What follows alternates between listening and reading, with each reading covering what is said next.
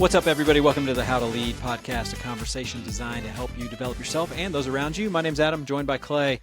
So Clay, last night, probably this conversation I'm going to talk about, there's a strong possibility that the person who I had this conversation with is going to listen to this episode. I'm not going to put names out there, but Destiny's Child. Say my name, say my name. That's all right. Say it, Adam, say it. I'm not going to do it. I started talking about, with some people we had over last night, started talking about the book that I'm working on, started talking about how it's for middle managers and mid-level managers it's such a challenging role. And the person was kind of in a different conversation and heard me mention something like that and just kind of chimed in with like, oh yeah, being a manager sucks. Like, who would want to do that? And then they went on and told a story that basically said, hey, one time I was promoted to manager. I didn't really like it. And then said a line that I've heard others say before. I just realized I'm not management material, right? And so, I mean, as somebody that thinks about this all the time, is writing books on this stuff, you and I are creating podcasts on this topic, I thought it was really interesting. And I was like, ooh, I kind of wish Clay was here. I'd love to hear how he would respond. By the comment? I don't think I was bothered by it. I identified with it. Right? There was a part of me that most of my career, we've joked on this podcast before, I've been out of school for over 20 years, and at least 15 to 18 of those years have been in mid-level leadership. I've never been an executive leader. I've had some solopreneur years, but most of my role has been in somehow managing other people. And so the bad rap that can be out there sometimes I can identify with. And so that was said. And then the thing that now that I've been in this game long enough, and you and I, kind of what we do with leadership development, is I just keep my finger on the pulse of what's going on out there. There's some new research articles that are coming out that are very concerning, that are basically Gen Z is looking at management and saying, no, thank you. Right. So some of the research that's coming out is not only do we know that people managers are the most burnt out, stressed out, overworked, overburdened demographic in corporate America, but now there's somebody watching them, and that's the rising generation, and they're going, yeah, no thanks. And so in some ways, that conversation last night, I've identified with it, so I can certainly understand the challenge that goes along with it. And I see it a lot, and it's like I get it sometimes. I really do. Yeah, it feels like I sense the shift that you're seeing as well. Yeah, the cultural mood around management it feels like a trap more than there was a day where it felt like a reward. Yep. And it seems like this new generation of workforce is saying pass. Maybe not. Maybe not hard pass, maybe soft pass. Can we get a soft pass? I don't know. No, just thank pass. you, right? It's just it's binary. It's yes or no. Yeah, as I've been doing some research on this, I'm going to make an argument in my book that I think the day it all changed, Clay, was April 16th, 1989. Oh, take us back there. When, this is also the year Taylor was born, for all those Swifties out there. And that's the day it changed. Swifties have ruined middle management. No, April 16th, 1989 was the very first Dilbert cartoon was published. And I think ever since then, you can trace this, and I've had an attempt. I've traced the idea through popular culture throughout the years, where like popular culture does, it loves to set its sight on authority figures, it loves to celebrate the charming rebel. And now the charming rebel has set their sights on managers. And so it was Dilbert, and then it was Office Space, and then it was the UK version of The Office, then the US version of The Office, and then the film Horrible Bosses, and then Severance. I mean, you can trace this idea really throughout a lot of popular culture. And so you're exactly right. This role that used to carry with it a tremendous amount of dignity has become a punchline in many ways. And it is viewed with more meetings, more pressure, less autonomy, less joy, no clear training, no support. And who can blame Gen Z for going, hard pass on that? Yeah. I struggle with this conversation, Adam, because I spent, like you, I spent the majority of my working career, probably a good 15 years, maybe 18 years as a manager. And it was meaningful. It was rewarding. It was exhausting. And I don't know that I ever want to do it again. Welcome to Halloween.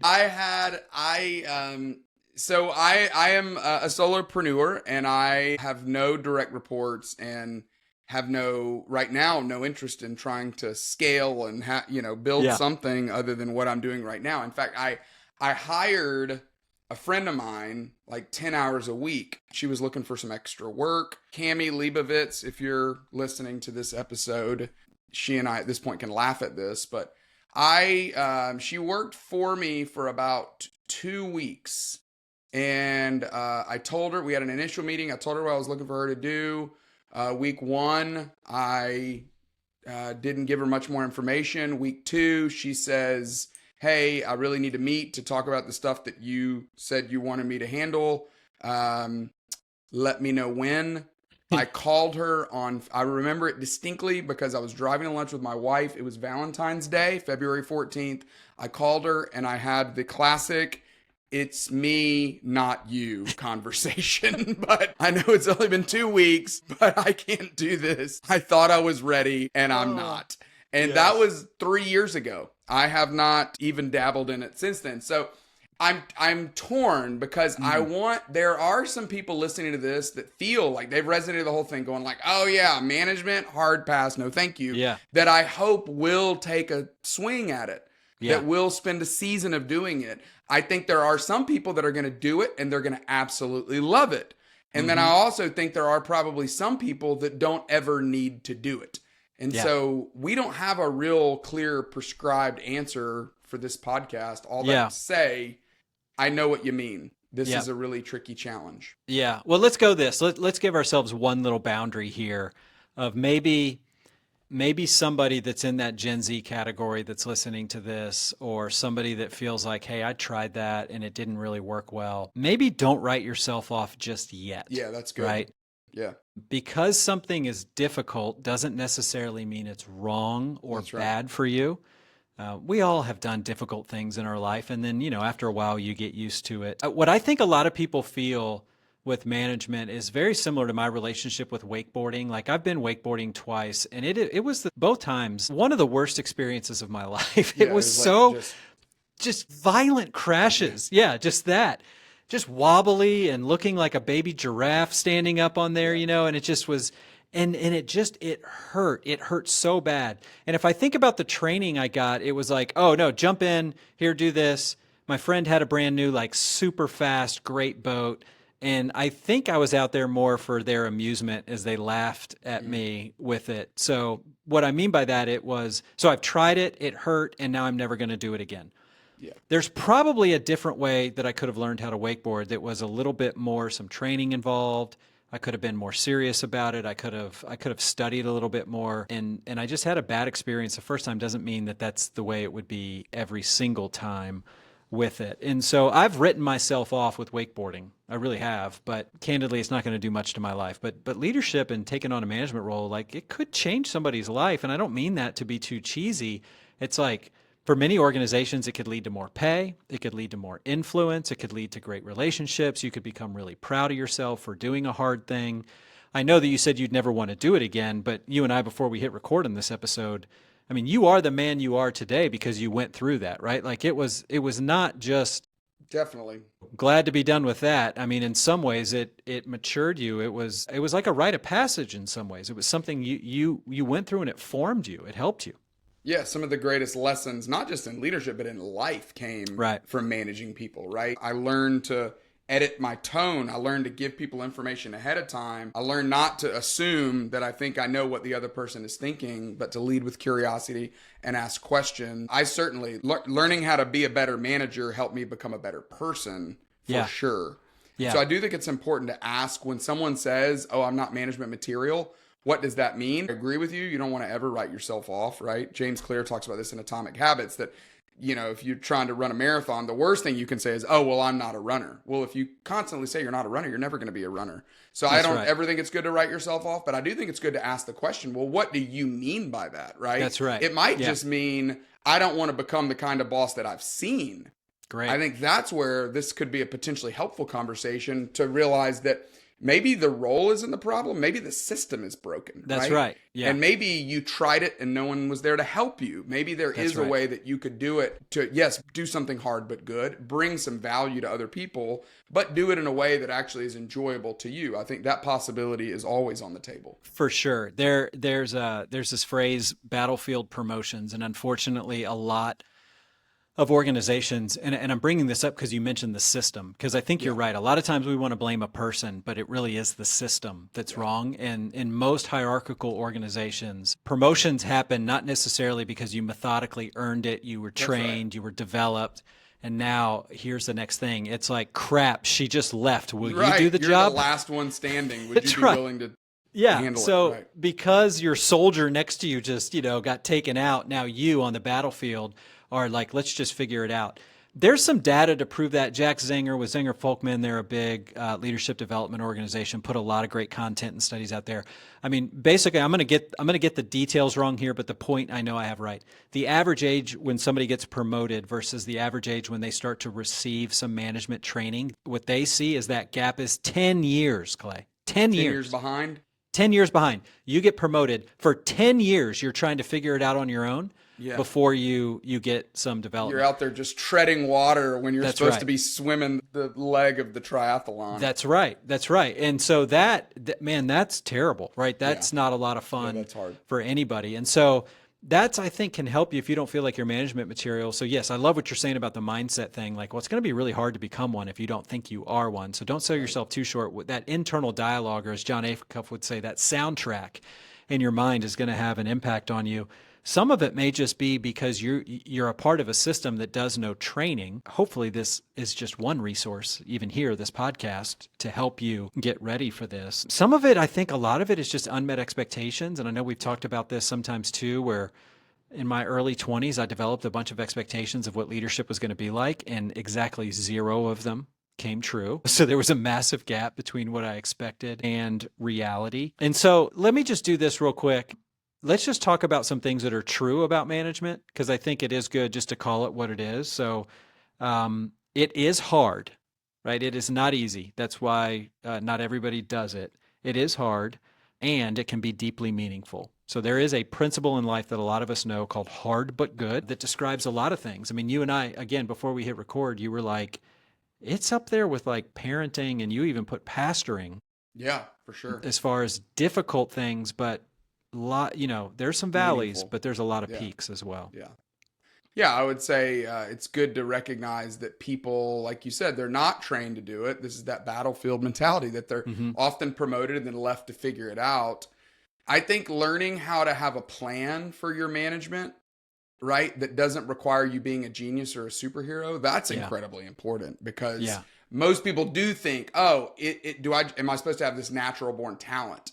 I mean, that's a conversation, Tarno. Are there natural born managers, or are there managers that just know how to believe in people, and they're willing to show up, they're willing to get curious, and then willing to not freak out when things are challenging? That's right. Along the way. I think it's more that, right? Yeah. And so I love the little process that you've got here on, hey, here's a way to think through what good management is. Yeah. Yeah. And so, I mean, I think it's like, you got to recognize you're playing a different game than being an individual contributor. So if it feels really different, it's because it is. You're playing it. It's like you've grown up playing basketball, and then suddenly you're plopped onto a football field. It's a totally different game. You do need a repeatable process to follow. Yes. You need ways. What are you supposed to do when you don't know what to do? That's the repeatable process. So it's going to require some new skills where you're pausing, asking more questions. Yes, you're learning how to dream up solutions. You're learning, more than anything, how to find what you and you alone can control in any given situation, and staying really focused on that. And it really is learning to focus on process over results. Yeah. And can I interject real quick? Yeah, go for it. Yeah. Well, you in that series we did on Bosses Are Out, Coaches Are In, we gave you 3 repeatable processes in that podcast series on how to deliver regular, ongoing feedback, and also how to handle some of the more heavy, I just put a meeting on your calendar conversations because something went seriously wrong. That's right. But those are examples of repeatable processes to follow. Absolutely. And then, I mean, there's one thing I've seen that's incredibly helpful is the friends along the way. Yeah. I mean, I don't want to be too cheesy here, but I do believe it. Like the hero's journey is a really helpful metaphor for thinking through this. And middle management, oftentimes management is like, it's like the part in the hero's journey when they're kind of stuck in the abyss and they don't know what to do. And every hero needs that mentor and that guide who shows up and gives them a plan and calls them to action, that friend, right? If we go to Lord of the Rings, I mean, Frodo had the crew around him and had Gandalf, and like that's how they were able to make it through that journey. And I just see that play out. It's just like we identify with the hero's journey because it reflects the human experience. It's not us trying to squeeze the human experience into this contrived story structure. It's the other way around. This is the way life works. And so we resonate with it when we see it written down or on the screen. And so good friends along the way can really help too. So here's what I would say as we just like close this one up here real quick is like, maybe there's some other questions to ask, right? So it's not, am I management material, but like, are you really just saying, I don't want to be like that other manager that I saw, you know, and that's good just to call it what that is. It's really you saying, I don't want to be a toxic boss. Like, let me encourage that. That's really good to not be like the bad examples that you've seen. Or really for many, it may be, I'm not necessarily rejecting the role. I'm rejecting this system that doesn't support the role. And we've got a lot more that we could say there on that. But I mean, it's valid to say no to toxic leadership norms and say no to people that just hold the title but don't do anything, abdicate all responsibility. That's not what it means to be a manager. And I just want to encourage some people not to sell themselves short because I think with the right support, somebody like all of us can become somebody that everybody would be happy to follow. I think there really is that potential in all of us. Yeah, so I would say to that person, whoever this masked person is that came over to your house last night, Adam, Yes. I would say to that person, it's okay to feel like you weren't management material. That's okay. Yeah. There's nothing wrong with that feeling. However, I think most of us have found out that that we weren't management material at first either, right? Yeah. I mean, leadership isn't about a title. It's about a role that you learn how to play. That's right. And so if you can, like you said, get the courage to play this new game, find some repeatable processes to follow, and have some good friends to encourage you along the way, it will become one of the most rewarding, one of the most meaningful things that you'll ever do in your working career. That's right. right. Don't write yourself up too early, but if you feel like this isn't for you and you gave it a shot, you can still come back over to Adam's house whenever you would like to. That's right. With my barking dogs, that'll be there. All right, Clay. As always, great to be with you. Yeah, thanks. Well, that's all we got for today's episode of the How to Lead podcast. You can always reach out to us via email. We can be reached at info@howtolead.work. That's info@howtolead.work. Every episode is mixed and edited by the team over at Sound of a Rose. You can learn more about them at soundofarose.com. Thank you so much for listening. We'll talk to you again next time.